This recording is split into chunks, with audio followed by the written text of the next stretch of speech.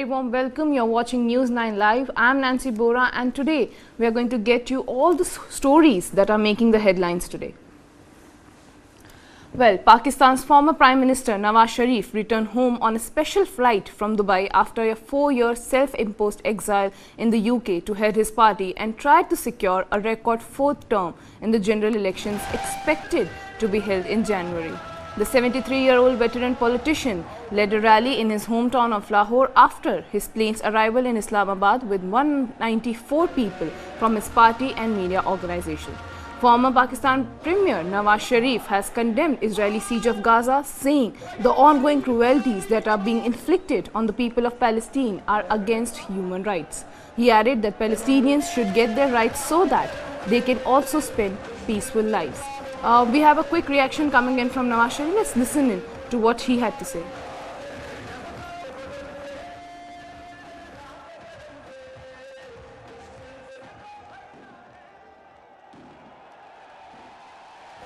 अल्लाह ताला फ़लस्तीन की मदद करे, हम सब मिलकर फ़लस्तीन की मदद करें, उनको जुल्म से बचाएं,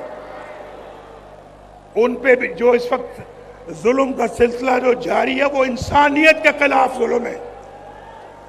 हम उसको हर तरीके से कंडेम करते हैं। मेरे साथ मिलके कहो, हम हर तरह से उसको रद्द करते हैं। बोलो, रद्द करते हैं। फ़लस्तीन का बाइज़्ज़त हल निकालो, उनका हक उनको वापस दिया जाए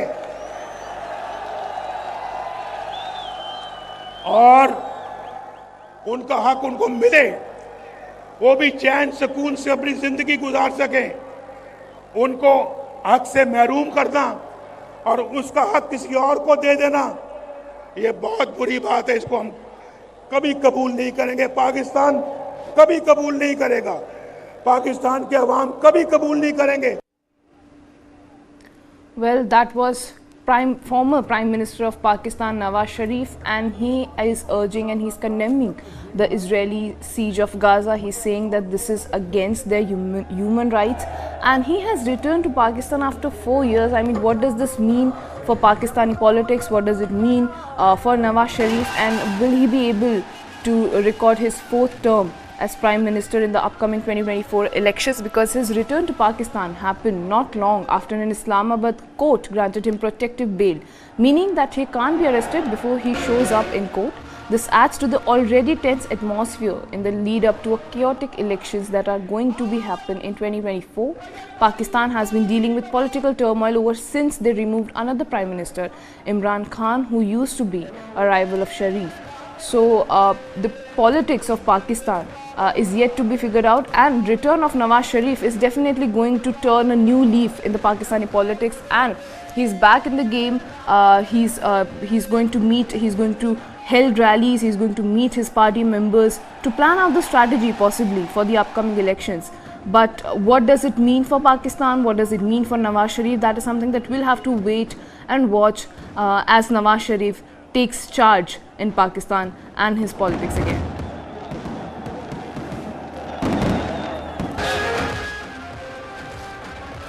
Well, the visuals that we are seeing is coming from a rally where former Pakistan Prime Minister Nawaz Sharif, he made an announcement. He gave his speech. He addressed the nation. He addressed the party workers, and he said that Pakistani people are not going to stand by what is happening with what is happening in Gaza. This inhumanitarian, the way Gazans are being treated in Israel, and the airstrikes that Israel has been doing, he's condemning it. He's in support of the Palestinians. He's saying their rights are being curbed. They are not getting what they deserve, and we need to protest for them. We need to raise their voice for them as a nation. Pakistan, that is what Nawaz Sharif was seen saying. Well, definitely, Sharif's return from his 4-year exile, and then he coming out and making strong statements on the ongoing Israel conflict and his strategy to win the elections of the upcoming elections, as Nawaz Sharif disappeared for 4 years. He went to UK. There was no sign of him. There was no active participation from his side as well, although his party, his brother was leading the party, but he was seen nowhere. And now he has made a return and he returned home on a special flight from Dubai after a 4-year self-imposed exile in the UK to head his party and to try to reports are saying that has returned to UK. He has returned to Pakistan to secure a record 4th term in the general elections that is expected to be held in January. In his rally in his hometown of Lahore, these visuals that are coming in are from Rahul, and after his plane's arrival in Islamabad with 194 people from his party and media organization, he addressed the rally where he made some strong statement and he made sure that people are aware that Nawaz Sharif is back in the game and he's here to fight for his 4th record term in the upcoming elections of January.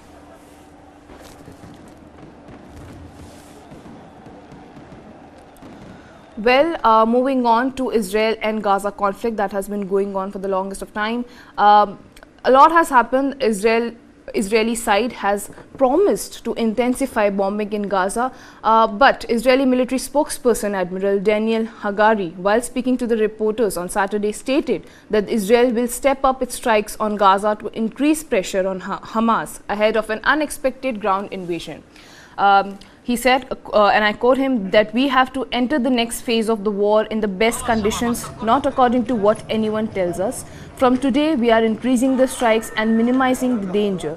That is what the military spokesperson, Admiral Daniel Hagari, told a press conference. He added that we will increase the attacks and therefore I called on Gaza City residents to continue moving south for their safety. That is what Admiral Hagari said while he was addressing a press conference.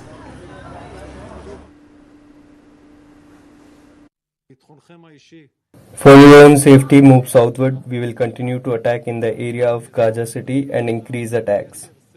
The humanitarian aid that has entered to UNRWA from Egypt, we are supervising it to ensure that the water, medicine and water are distributed in this humanitarian area we have set.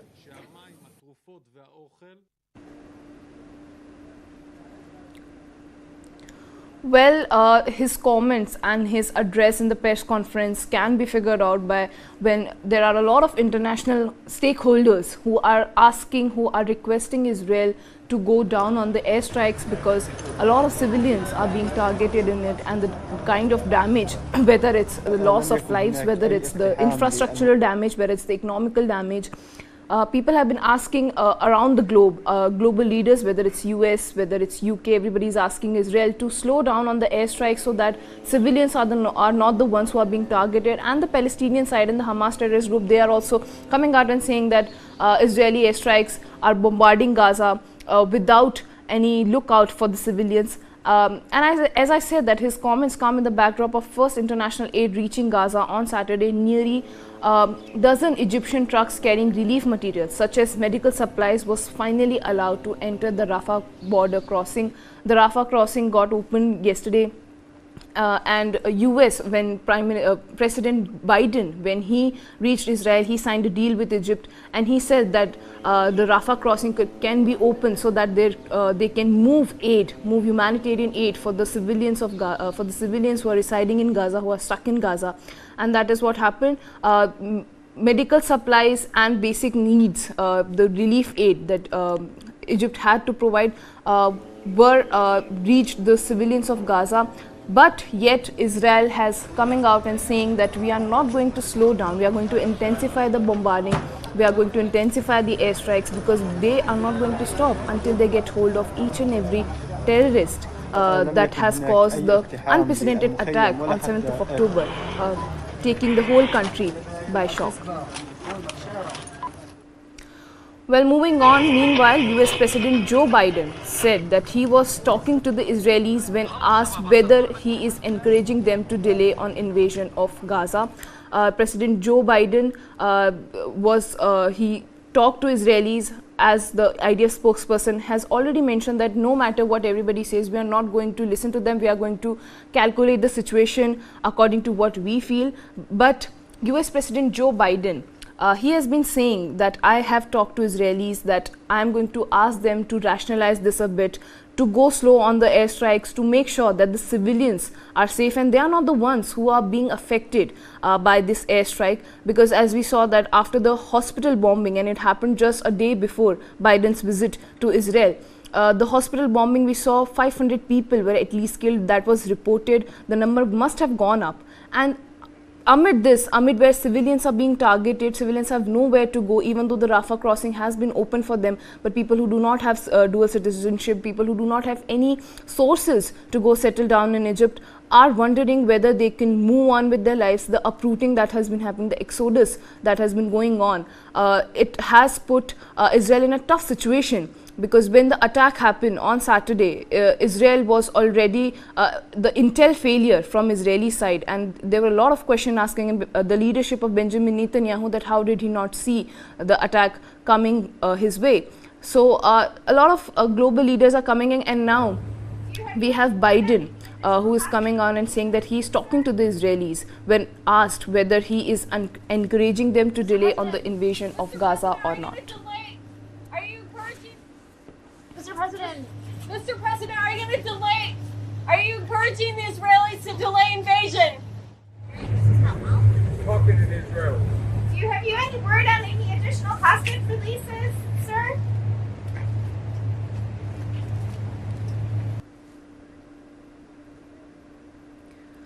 Well, the Islamist group Hamas has released 2 US hostages, mother and a daughter, Judith and Natalie Ranan, who were kidnapped in its attack on Israel.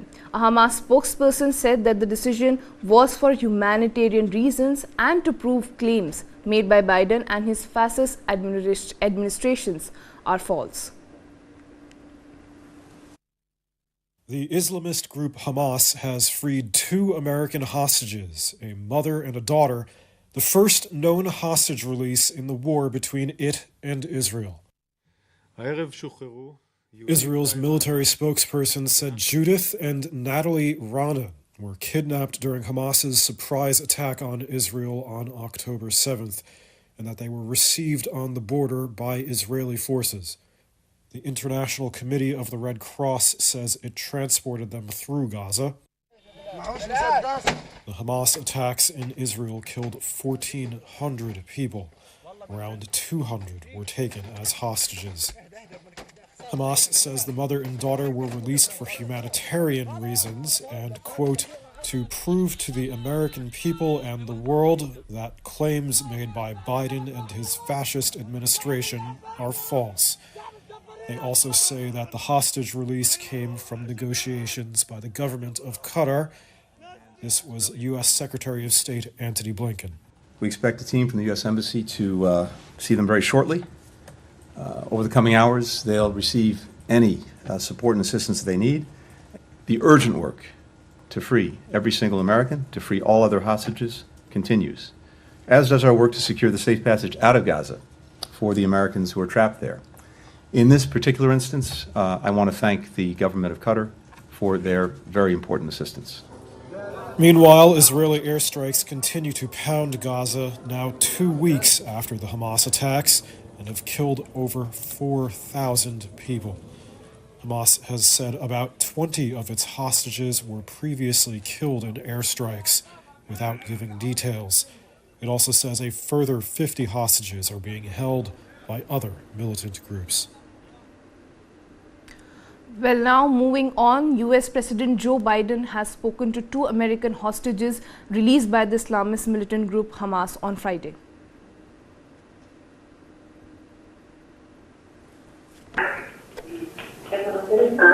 Hey, Judith.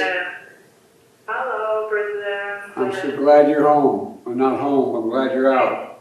Thank you so very, very much. Hey, Nat, how are you? God love you. I just want to say thank you for your services for Israel. Well, look, that's been long serving. I'm just delighted we're able to get you out. We've been working on it a long time. We're gonna get them all out, God willing. I just want to say, Really? I hope you're both not only feeling good, but in good health as well. Yes, sir. Yes, we are. Thank you very much. God bless you. Well, God bless you guys. Well, moving on, Israel finally allowed humanitarian aid in Gaza on Saturday. After 12 days of siege, the aid flowed through the Rafah border crossing from Egypt, carrying food, water and medical supplies for the civilians. The UN said that aid convoys included life-saving supplies and would be distributed in South Gaza by the Palestinian Crescent. The UN also said that 100 convoys would be needed every day in Gaza as aid. Israel didn't allow any fuel to enter Gaza as Hamas can use that to make weapons. President Biden cheered for the arrival of aid in Gaza and said that he would keep working with all parties to ensure that Rafah crossing remains open so that they can provide aid to the civilians who are stuck in Gaza. At the instruction of the government, aid was entering through the Rafah crossing carrying food, water and medicine. That is for the population in the southern area of Gaza only. Fuel was not entered into Gaza. Well, now moving on, after Israel's Prime Minister Benjamin Netanyahu vowed to fight until victory, Israel continued its heavy bombardment throughout the Gaza Strip and over the trucks carrying humanitarian aid crossing the besieged enclave on Saturday, that is October 21. In Gaza's Khan Yunis, a bulldozer clears the rubble of a house hit by an airstrike. Israel kept up its heavy bombardment of targets throughout Gaza overnight on Saturday. That's after Prime Minister Benjamin Netanyahu vowed to fight until victory, following the release of the first 2 hostages held by Gaza's ruling Hamas group. Israel's military said fighter jets had struck a large number of Hamas targets throughout the Gaza Strip. In Khan Yunis, Izzeldin Al-Farah said he was one of 24 people who lived in this destroyed building. He asked what any of them had done to Israel.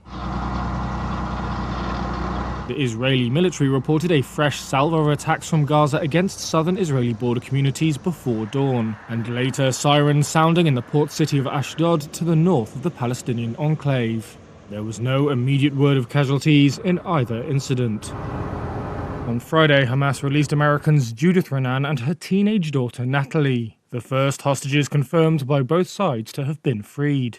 They were among 200 kidnapped in an October 7th cross-border attack by Hamas militants, in which 1,400 people, mainly civilians, were killed. It was the deadliest single attack on Israelis since the country's founding 75 years ago. Gaza's health ministry said Israel's retaliatory air and missile strikes have killed more than 4,000 Palestinians, including hundreds of children. Over 1 million of the besieged enclave's 2.3 million population are reported to have been displaced. The United Nations Humanitarian Affairs Office said more than 140,000 homes, nearly a third of all homes in Gaza, had been damaged, with nearly 13,000 completely destroyed. International attention has been focused on getting aid to Gaza through the one access point not controlled by Israel. On Saturday, the first trucks carrying aid passed through the Rafah border crossing with Egypt. The UN said the 20-truck convoy included life-saving supplies that would be received by the Palestinian Red Crescent. Hamas said the delivery, which follows days of diplomatic wrangling, included medicine and limited amounts of food. UN officials say at least 100 trucks a day are needed in Gaza to cover urgent needs, and that any delivery of aid needs to be sustained and at scale. Well, now moving on, as trucks carrying humanitarian aid crossed into Gaza on Saturday, that was October 21, some Gazans said that it was far from what was needed to help over 2 million people currently under siege in the Strip. The first convoy of trucks carrying humanitarian aid crossed into Gaza Saturday from the Egyptian border. It comes after 12 days of total siege of the Strip since the October 7th attack on southern Israel by Hamas militants, which killed 1,400 Israelis. But for many who have been displaced in the growing conflicts, 20 trucks are simply not enough for the enclave's 2.3 million people. Where is your humanity? We need to know what is being done, says this man, who is calling on Arab countries to send help. Before the outbreak of war, an average of about 450 aid trucks were arriving daily in Gaza. Since the October 7th attack, Israel has hammered Gaza with airstrikes. Here, in a crowded school in Gaza's south, Tahrir Tabash and her children are among hundreds of other families taking shelter from Israeli bombardment. She says that if her children hear so much as a chair being moved, they jump in fear. Our children suffer a lot at night. They cry all night. They pee themselves without meaning to. And I don't have time to clean up after them, one after the other. The place is full. I can't take care of my children, clean for them, I can't. There is not even 1% of a good, healthy, and safe life for a child. There is no safety. If we don't die from war, we will die from epidemics and diseases. More than 4,000 Palestinians have been killed, including hundreds of children, and 13,000 wounded in Gaza, according to the Palestinian Health Ministry. The United Nations says more than 1 million have been made homeless. There are no safe bomb shelters in Gaza, where over 50% of Palestinians live in poverty. In Egypt, Arab leaders condemned the siege of Gaza at a summit convened hastily to find a peace settlement. But the absence of Israel and senior U.S. officials at the meeting undermined any prospect for halting the escalating war. Well, as the Israel-Hamas conflict continues to escalate, our team has been deployed on Ground Zero. My colleague Manishs is in Israel from Ground Zero, and he gets us the latest from there. And listen and take a look at this report, where he gives us the latest update from what is happening in Israel right now. TV 9 Bharatvarsh की team इस वक्त तेल अवीव में मौजूद है और तेल अवीव में हम उस जगह पर हैं जहां पर लोग अपने परिजनों को हमास के बंधन से छुड़ाने के लिए यहां बड़े संख्या में जुटे हुए हैं। देखिए, तेल अवीव की ये वो लोकेशन है जहां पर वो तमाम लोग जिनके परिजन इस वक्त हमास के कब्जे में हैं, हमास के बंधक बने हुए हैं, वो सब इकट्ठा हैं और इस तरीके से वो लगातार, जैसे हाथ में ये पोस्टर देखिए कि लीरी के बारे में ये उनके परिजन इस तरह के पोस्ट कार्ड, प्ले कार्ड और अलग अलग पोस्टर लेकर लोग जुटे हुए हैं और वो प्रोटेस्ट भी कर रहे हैं। वो सरकार से मांग कर रहे हैं कि उनके परिजनों को वापस लाया जाए, इस वक्त वापस लाया जाए। और उसके लिए देखिए तमाम हर उम्र के लोग हैं, जो लीरी की फ्रेंड्स हैं, उनकी फैमिली है, उनके शुभचिंतक हैं और ना केवल लीरी बल्कि जो 201 लोग हैं, खास करके अमेरिका के 2 बंधक के रिहा हो जाने के बाद इनको एक उम्मीद जगी है कि इनके परिजन भी हमास के कब्जे से छुड़ाकर लाए जा सकते हैं। और इस वक्त जो आप देख रहे हैं, इस वक्त वो नारेबाजी भी कर रहे हैं, ढोल नगारे भी बजा रहे हैं अपने नारे के सपोर्ट में और साथ में वो मांग कर रहे हैं कि उनके परिवार वालों को जल्द से जल्द हमास के कब्जे से वापस लाया जाए, उन्हें घर वापस लाया जाए। सो वो ब्रिंग देम नाउ का नारा लगा रहे हैं, उनको अभी वापस लाया जाए। यहाँ पर मौजूद देखिए तमाम जो लोग हैं, जहाँ तक आपकी नजरें जाएगी यहाँ पर जितने भी लोग हैं वो इस तरीके से लगातार अपने घर वालों को, अपने परिवार के लोगों को, अपने दोस्तों को, हर किसी को यहाँ पर लाने के लिए इस तरीके से मांग कर रहे हैं ताकि उन्हें लाया जा सके, उनको लाया जा सके। और फिर यहाँ पर साफ तौर पर है, high sir, do you speak English? Do you speak English? Okay, so first of all, we all are very sorry for your loss. So, what is your demand and what you are saying here? First of all, to stop the fire immediately, and then prisoner exchange, to bring back all the Israelis that were kidnapped, and to give the Palestinians for them all the Palestinian prisoners, to release everybody, all the kidnapped and all the prisoners, and maybe then we will have a chance to a normal life, a kind of normal life. So we can see that the poster here is the prisoner deal, all for all. All for all, all for all.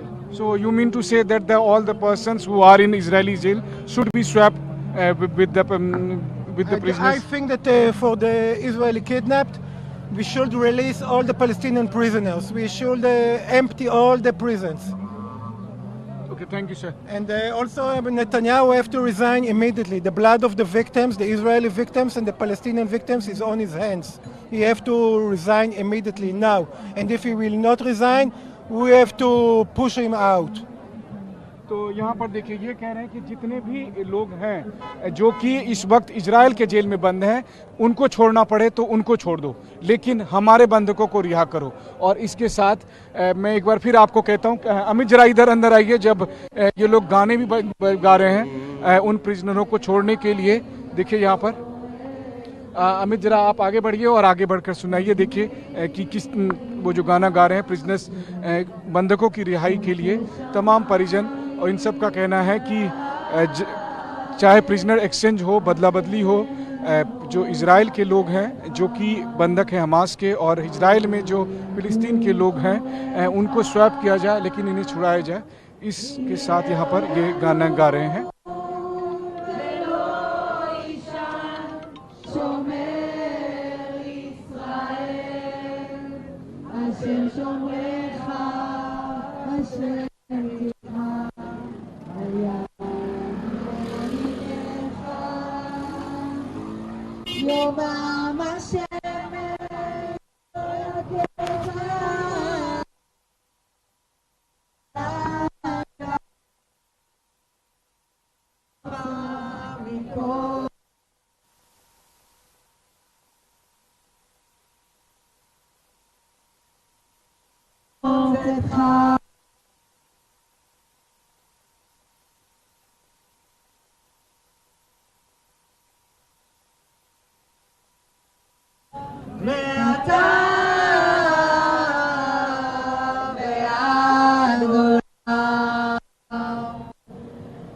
שבעזרת השם המזמור הזה יעלה השמיימה ויפתחו השמיים, בעזרת השם כל מה שצריך לקרות לטובה יקרה לטובה וישבו לידינו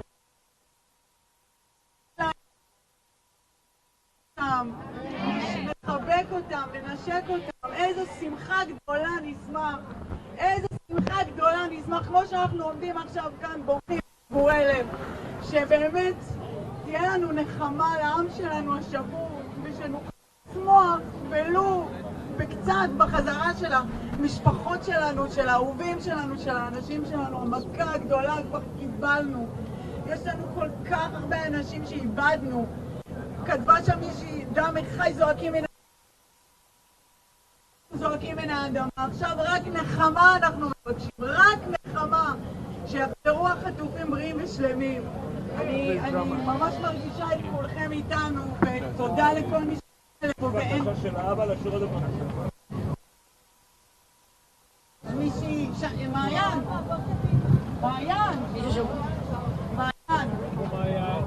מעיין לוק.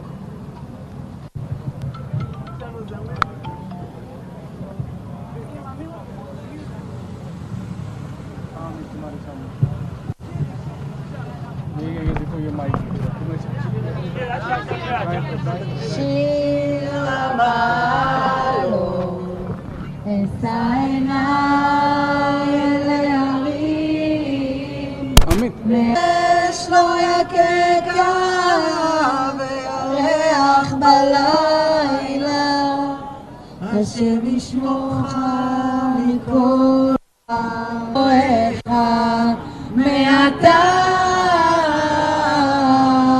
ועד עולם, מעתה ועד. תעשו, תיקחו, אתם לא מבינים, זה מדהים, זה הכל לפני לישועה. सोचिए उन परिवारों पर क्या गुजरती होगी जिनके अपने पिछले 2 हफ्ते से हमास के कब्जे में गाजा पट्टी में मौजूद हैं। और ऐसे में जब 2 अमेरिकन की रिहाई हुई है तो अब इनकी उम्मीद जगी है, और इसीलिए यहाँ तेल अवीव में जब TV9 की टीम मौजूद है तो यहाँ पर देखिए काफ़ी संख्या में लोग जुटे हैं जो अपने परिजनों की रिहाई के लिए यहाँ पर मांग कर रहे हैं सरकार के साथ कि अभी तुरंत ही युद्ध को बंद किया जाए, cease fire, bring them back. और वहीं दूसरी तरफ उनके पोस्टर देखिए जिसमें वो कह रहे हैं कि prisoner exchange now, cease fire now, यानी युद्ध तुरंत बंद करो और प्रिजनर एक्सचेंज करो। इन्हीं से पूछते हैं कि क्या मतलब है। So do you speak English? Okay, thank you so much. So what is your demand, like the prisoner exchange now? What you want to say? First of all, we want to cease fire immediately. It does not make sense not to kill more people, whether they're from Gaza or not, the people who are there who are being held captive in Hamas. But your government is saying that we want to eliminate Hamas at any cost. It's one thing to eliminate Hamas, and it's another thing what they're doing in Gaza. They're killing thousands of innocent people. And I want a ceasefire now. I demand ceasefire, and we need to bring the prisoners back now. So do you think that since yesterday the two persons are released from the Hamas, so now there are very much chance that very soon you will get your family, friends who are as a hostage in Hamas, with Hamas? Sadly, if it depends on our government, I don't know when it'll happen. It's not on their top agenda. They don't think that prisoner exchange is the most important thing. That's why we're protesting here today. We want to make them aware that this is the most important thing, to bring prisoners back. You are saying that the ceasefire right now, there should be a ceasefire. So what do you think that the government will be ready to exchange prisoners if Hamas will demand unjustified demand? I mean, we see there's a lot of different offers, and we just saw the release of two prisoners with American, and I think Qatar was involved, and I mean, there's obviously some kind of willingness, either for exchange of minors, Palestinian minors and women that we have in our jails, or for ceasefire or anything to at least bring back some of the elderly and the sick and the babies. And right now this is the most important thing, and it just seems that our government doesn't give, I'm not going to say bad words on your television, we understand these things. So definitely, sir, I am from India, so mostly we know that the Israel does not negotiate with terrorists. So do you think that right now they will talk with Hamas for the prisoner exchange? Well, Israel already had a prisoner in Hamas hands, Gilad Shalit, and they did negotiate with him. It took 5 years. I don't think the time did any change. So there is no reason to delay it now. तो करीब 200 के करीब बंधक ऐसे हैं जो इस वक्त हमास के कब्जे में हैं। उनको तुरंत रिहाई कराने के लिए इस समय भारी संख्या में लोग तेल अवीव में मौजूद हैं और अपने अपने तरीके से ये यहाँ पर प्रोटेस्ट कर रहे हैं। ठीक जो इजराइल के रक्षा मंत्रालय के मुख्यालय के ठीक सामने में इस वक्त लोग यहाँ पर जमा हैं।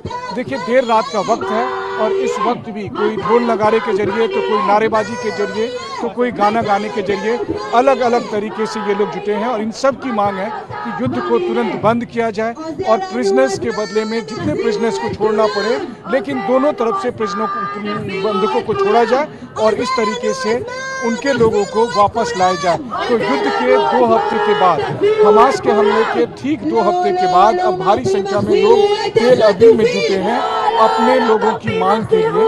और इस वक्त आप देख सकते हैं कि उनकी इस वक्त आप देखिए लीरी के पोस्टर हैं या दूसरे और जो बंधक हैं उन सब के पोस्टर्स को आप देखिए, और उन सब की मांग यही है कि सरकार तुरंत ही बंधकों के बदले इजरायली जेल में बंद लोगों को रिहा करे या जो कुछ करना है करे, सीज फायर करे, और लेकिन इन सब को जो इनके परिजन हैं इन सब को वापस लाए ताकि इनको सुरक्षित वापसी लाए जाए। और इसलिए free them now, free them now, free them now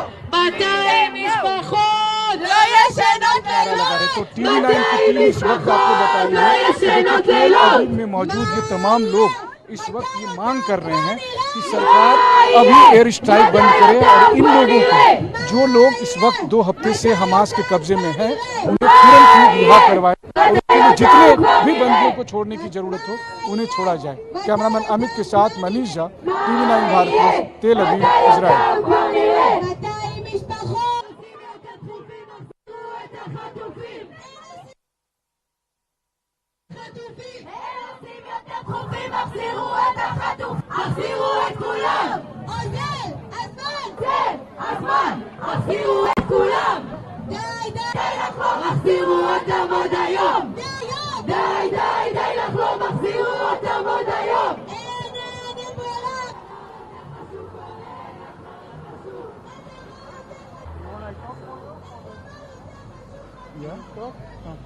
Amit, एक इनसे भी बात कर लो।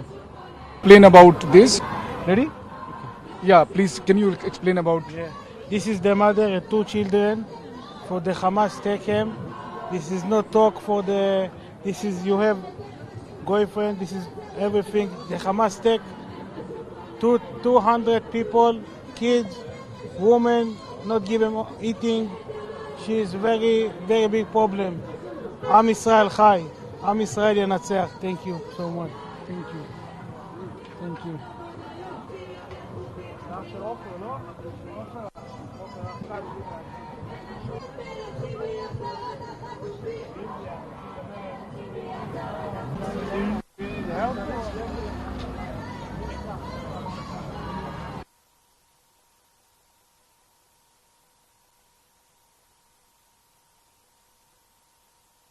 Nice to meet you. I'm Guy. Hi. So this is kidnap. The must take down your if you want. If you would like to, I can give our press officer your details. Okay. No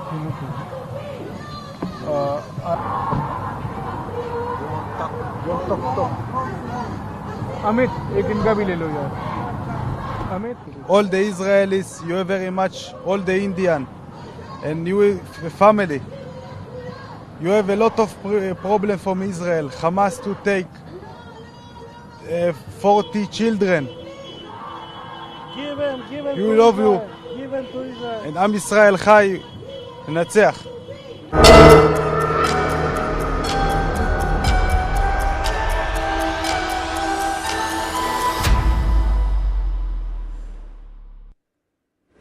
Well, now moving on to other top stories from around the globe. Oscar winner George Clooney and other top Hollywood stars have offered $150 million to the SAG-AFTRA Actors Union as part of a proposal to end the actors' strike as it nears its 100th day. The offer would provide the union an extra $150 million over 3 years and could help fund improved health benefits. Actor George Clooney and other top Hollywood stars have offered $150 million to the SAG-AFTRA Actors Union as part of a proposal to end a strike that has lasted almost 100 days. Clooney's spokesperson confirmed the offer on Thursday, saying the money given the union over the next 3 years could help fund improved health benefits. Having better health benefits has been one of the union's demands during negotiations with major studios like Netflix and Warner Brothers. The entertainment news site Deadline first reported the story, citing Clooney as saying that, quote, a lot of top earners want to be part of the solution. He also said top stars would only collect residuals once lower-paid actors received theirs. A SAG-AFTRA spokesperson didn't immediately respond to a request for comment. Clooney's remarks come after talks between the union and the Alliance of Motion Picture and Television Producers broke down last week. Members of SAG-AFTRA have been on strike since July, disrupting TV and film production, which has left thousands of crew members and actors without work. Early this month, the Writers Guild, which had been striking in parallel, ratified a new 3-year contract with salary increases as well as better health benefits and pension funds. They were on strike for 148 days. Well, now moving on, famous breakdancer George Kaminju, who is also known as Mujwa Africa, dreams of making it to the Olympic one day. He says the lack of support from the Kenyan government, which does not recognize it as a sport, is holding him and the community back. In Nairobi, Kenya, breakdancing is taking off. Breakdancer Muzushi Africa was introduced to the art a decade ago and credits the dance for giving him direction. For me, it was very appealing to the eye to see like some of the crazy moves these people are doing. And I remember at the time being like very interested, like I want to do this. Muzushi Africa is now a pillar in Nairobi's breakdancing community. He says 10 years ago, little was known about breaking, which has since become recognized as an Olympic sport and will feature in the Paris 2024 Games. He now hosts workshops and events in hopes that more exposure will allow Kenya's breakdancers to make it to the Olympics one day. However, he says the challenges to pursuing this goal are many, and he attributes it to the lack of support from the Kenyan government. You know, at the moment, breaking or breakdancing is in the Olympics. And, you know, that would have been a very nice spot, you know, for government to come in and start supporting the local breakdancing scene. But unfortunately, we do not have a dance sport federation, which is what is required in Kenya for you to get support from the National Olympic Committee. This was not a unique situation. There is actually, for all of Africa, only 8 countries have a federation out of 54. Muzushi Africa has performed internationally, most recently in Taiwan, but he has to rely on sponsorships and donations to attend the competitions. The art of breaking is yet to monetize, and so there is a lot of breakdancers who are really good at what they do, but they are yet to make an income or to get a revenue stream from breaking. Still, the Kenyan breakdancing community is optimistic. Here's professional dancer Francis Mututri. Now, since breaking has been recognized in the Olympics, now a lot of people have hope. For now, I can say breaking it's going somewhere. We're heading somewhere.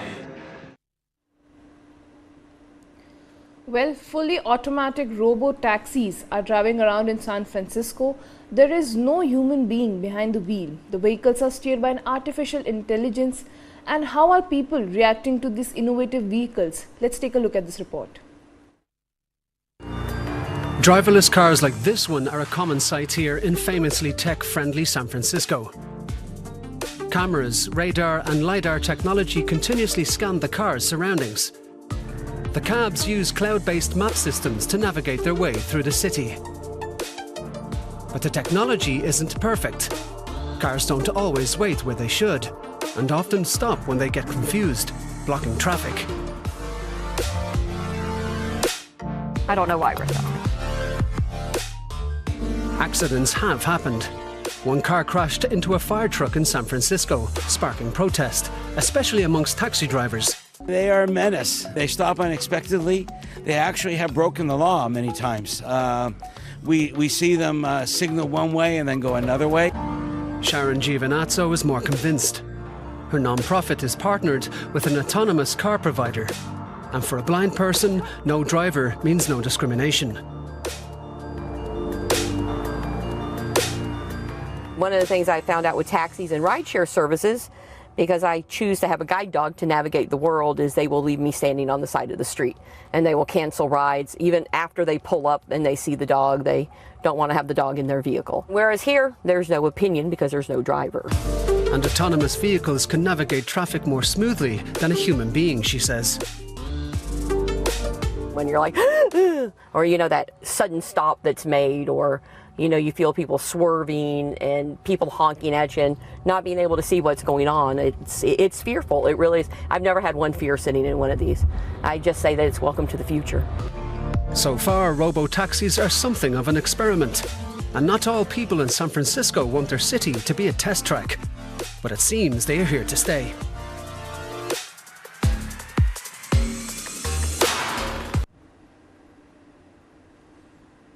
And now moving on, El Nino, which reduced rainfall in monsoon, will now impact winter as well.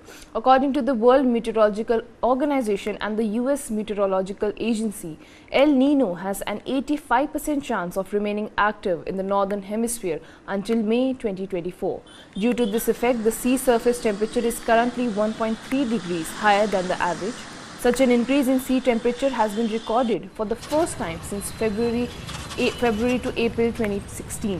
Former Secretary of the Ministry of Earth Sciences and Meteorological, Dr. Madhavan Nair Rajivan, quoting the European Centre for Medium Range Weather Forecast model, said that due to El Nino, there will not be much cold in the coming winter. The winter season will also be short, which means that there will be fewer cold days. From November to February, the temperature will be above normal, so there is less scope for cold wave. Here, the Indian Meteorological Department has not yet released the forecast for the winter season.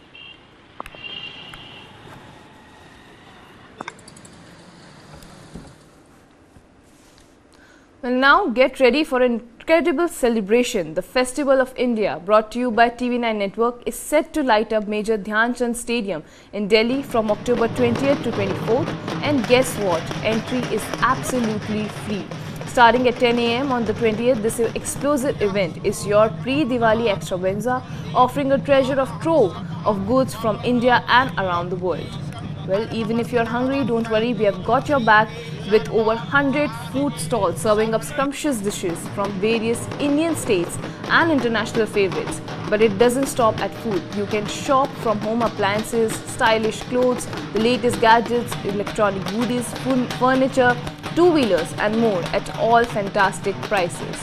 And the fun doesn't end there. We are rolling out exhibitions from Italy, Turkey, Iran, Afghanistan, Thailand and other countries as well. Plus live music to keep the festival vibes high. There'll be amazing programs showing the unique art and culture of different states, giving you a taste of Indian life in all its vibrant glory. So join us for the Festival of India, a vibrant blend of shopping, delicious treats and unforgettable experiences. It's a date you don't want to miss at all.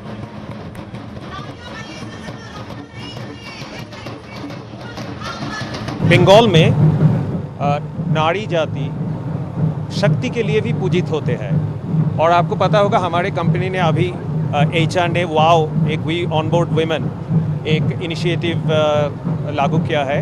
तो हम ये सोचते हैं as an organisation हम लोग women empowerment के बारे में बहुत सजग रहते हैं और इसीलिए Durga Puja is a symbolic festivity of celebrating women empowerment and the power of women empowerment. हम न्यूज़ चैनल है, न्यूज़ ऑर्गेनाइजेशन है, देश के सबसे बड़ा न्यूज़ नेटवर्क है, तो हम जो भी करते हैं उसमें हमारे दर्शकों के लिए कोई संदेशा रहता है। हम सिर्फ बिजनेस के लिए कुछ भी नहीं करते। देखिए, दुर्गा पूजा शक्ति की आराधना का पर्व है। हम सबको शक्ति चाहिए, ताकत चाहिए। हम देश, समाज और अपने नेटवर्क की ताकत के संकल्प के साथ इस पूजा का शुभारंभ कर रहे हैं। आपको देश की जो विविधता है, यह देश इतना विविध है, उसके दर्शन इस पंडाल में होंगे। सभी देशों के, सभी प्रांतों के रहन सहन और खान पान का यहाँ इंतजाम है। Well, the TV9 Festival of India will go on till the 24th of October. You can visit the Major Dhyan Chand National Stadium located near India Gate in New Delhi during these days starting from 10 a.m. We have free entry and ample parking for all. So join us for your early Diwali extravaganza with TV9.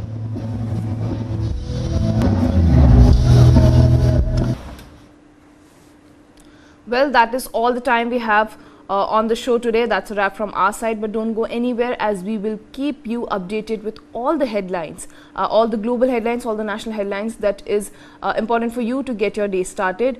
Stay tuned and keep watching News9 Live.